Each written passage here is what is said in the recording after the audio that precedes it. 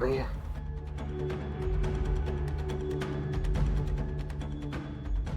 पण एक गोष्ट मात्र आयुष्यभर माझ्या लक्षात राहणार आहे.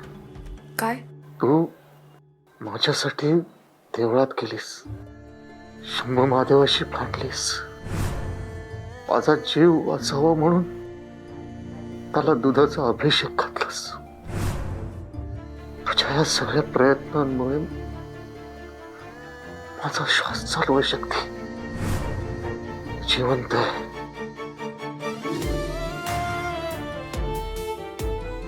शक्ती, तू बोलत का नाहीयेस? बोल काहीतरी. नेहमीसारखी बोल ना की हा सगळा योगायोग आहे तुझा. तुझा देवावर विश्वास नाहीये.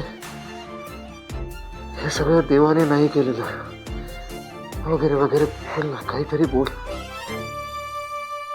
ते अरे मी ते शिवा जाऊ दे ना, सोड तो विषय.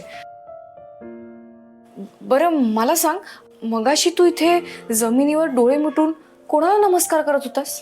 नागरायाला. काय?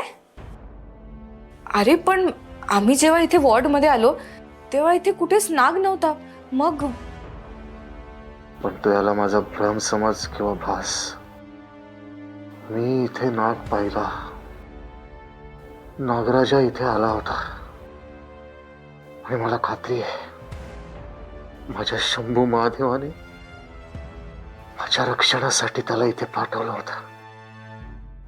आणि तूच बघ ना, तुझं देवळात जाणं, माझ्या शंभू महादेवाला अभिषेक घालणं आणि नागरायानं इथं माझ्या रक्षणासाठी येणं, हा योगायोग नाही.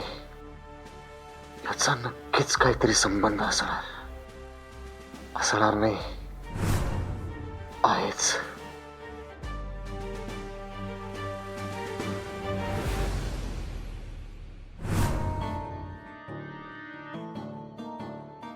शिवा, मी काय सांगते ना ते नीट ऐक. हे बघ, प्रिन्स सर आणि भद्रावती मॅडम येत आहेत. आत्ता इथे आपलं जे काही बोलणं झालंय ते आपल्यातच ठेव. त्यांना काहीही सांगू नकोस. मागच्या वेळेस त्यांनी घरात साप बघितला होता तेव्हा केवढे रिॲक्ट झाले होते ते आठवतंय ना तुला? आणि अरे भद्रावती मॅडमनी तर आमच्या घरातली मूर्ती